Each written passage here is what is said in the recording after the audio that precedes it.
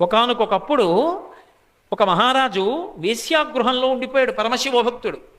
ఏదో వెళ్ళిపోదాం అనుకున్నాడు, రాత్రి వేళ నిద్ర పట్టేసింది, తెల్లవారిపోయింది. మహాశివరాత్రి, ఎక్కడ చూసినా అభిషేక మంత్రాలు వినపడుతున్నాయి.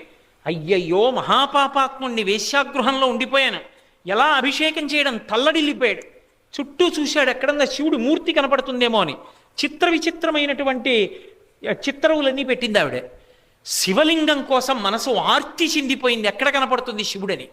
వేశ్య నిద్రపోతోంది, ఆవిడ స్తన్యం వంక చూశాడు, శివలింగంలా దర్శనమైంది ఆయనకి, అంతే.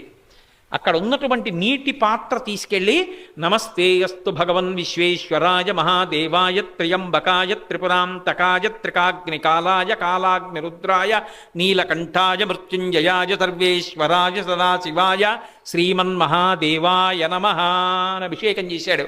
అందుకున్నాడు శివుడు.